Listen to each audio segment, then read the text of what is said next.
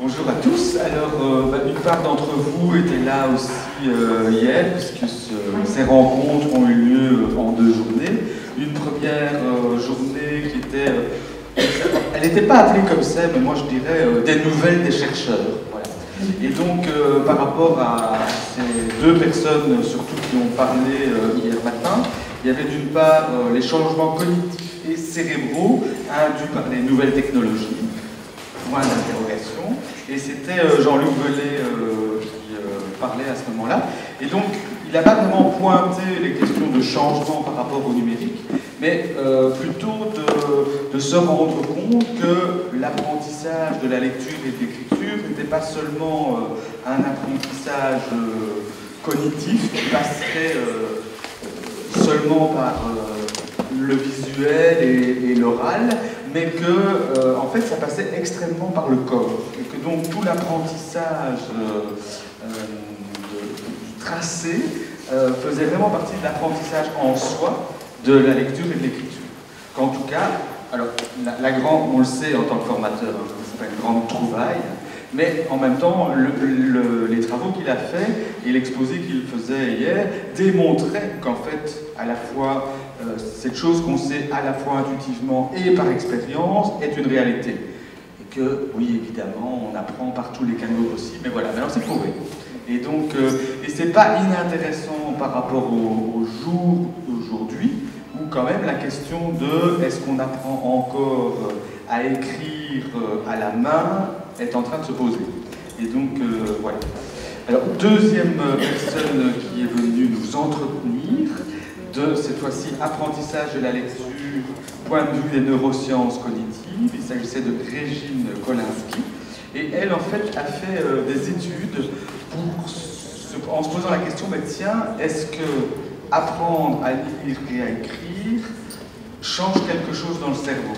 C'est-à-dire, alors, il y a un grand oui, donc, et le grand oui, c'est oui, il y a un cerveau de lettré. Et donc, ça veut dire que le fait d'apprendre à lire et à écrire transforme de manière très importante le cerveau. Donc, c'est vraiment un autre cerveau que celui si on est illettré ou analphabète. Bonne nouvelle aussi, quand même, c'est qu'elle a testé tout ça. Moi, en marge de mon cahier, je me mettais, oui, mais bon, est-ce qu'on a fait des tests par rapport aux personnes illettrées et analphabètes? Ben, bonne nouvelle, en tout cas, elle a fait un exposé assez long là-dessus, qui exposait que oui, on peut apprendre à lire et à écrire à tout âge, et que ces transformations dans le cerveau ont bien lieu aussi. Donc ça, je trouvais que c'était une bonne nouvelle, et une bonne nouvelle aussi à dire aux apprenants qui sont en doute de est-ce que c'est encore possible.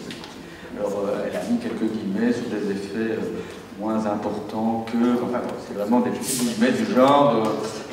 retenir quand on est quand même formateur, c'est que si on écrit bouton comme ça va aller, mais dans l'autre sens, non. Donc, le coup des mots croisés, c'est pas sûr que c'est une bonne idée. Enfin, bon, voilà, en passant. Alors, dans l'après-midi... Ouais. Non, je vais achever en disant que cette fin de matinée reposait vraiment cette question de...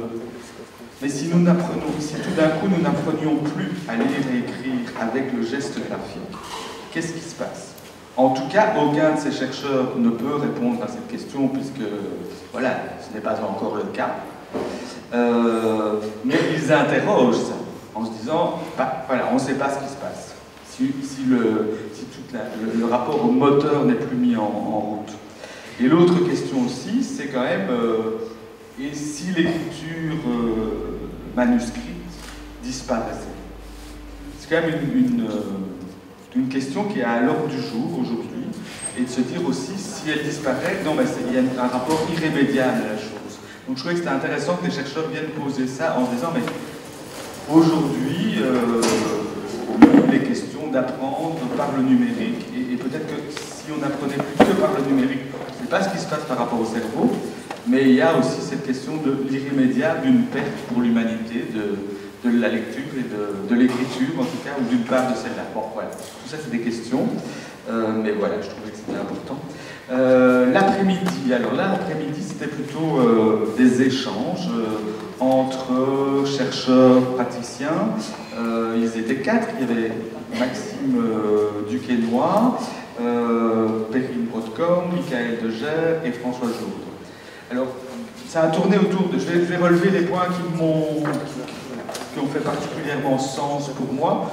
Il y en a eu d'autres qui n'étaient pas spécialement liés aux problématiques d'alphabétisation et d'illettrisme, donc je ne vais pas vraiment les reprendre. Et donc, il y avait d'une part toutes les questions d'inégalité sociale, d'inégalité, et je trouvais que ce qui est intéressant, c'est de se dire qu'il y a l'inégalité par rapport à la possession des outils, disant de plus en plus les gens, même à faible revenu, possèdent les outils informatiques.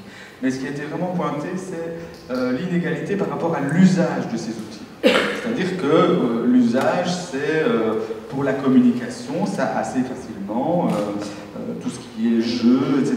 Mais un autre usage, on se rend compte que par rapport au niveau d'études et à la classe sociale, eh bien, les usages sont tout à fait différents.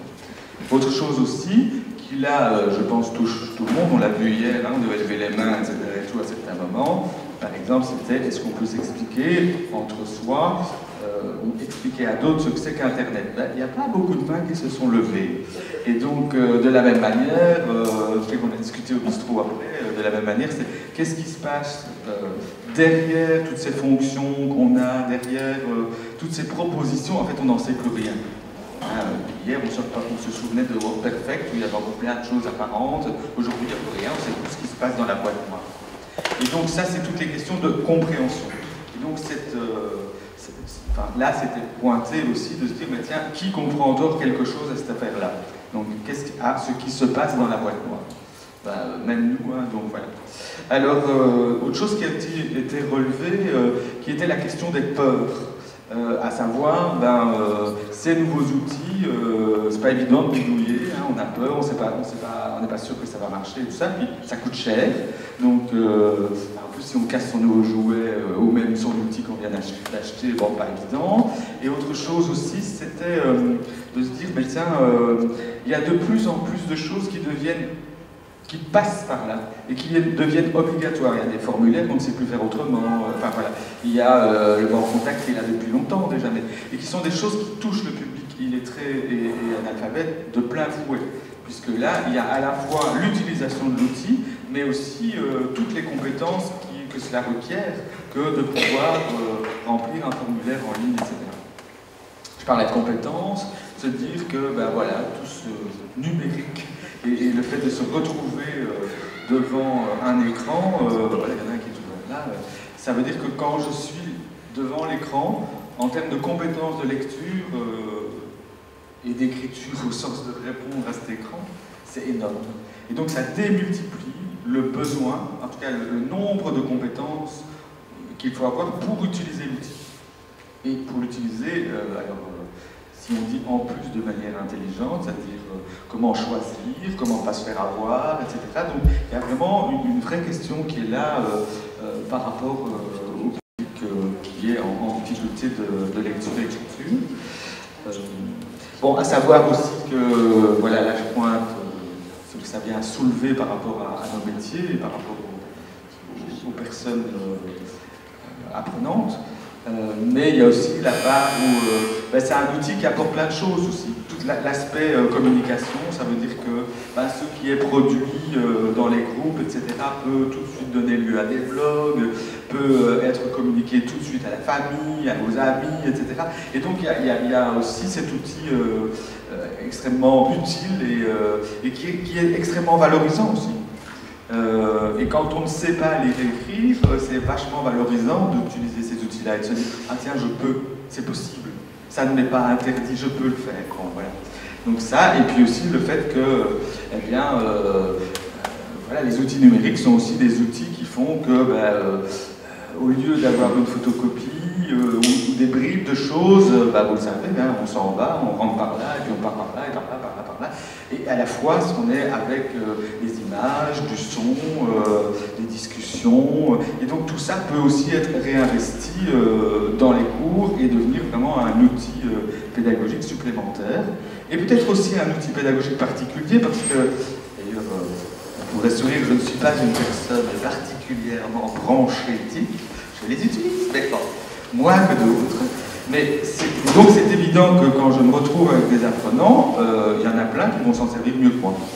Et ça, c'est super intéressant, parce que ça veut dire que là, on va devoir obligatoirement, hein, on n'est même pas dans une pédagogie, ceci ou cela, mais obligatoirement, on va devoir collaborer. Sinon, on ne va pas s'en sortir. En tout cas, moi, je ne saurais pas m'en sortir. Et collaborer entre nous, mais entre eux, enfin, tout le monde va devoir collaborer et mettre ses savoirs ensemble pour avancer par rapport à ça. Voilà, ça, c'est les quelques réflexions que je voulais amener par rapport à la journée d'hier. Deux choses encore qui ont été pointées, qui me semblent importantes aussi sur des questions pédagogiques, c'est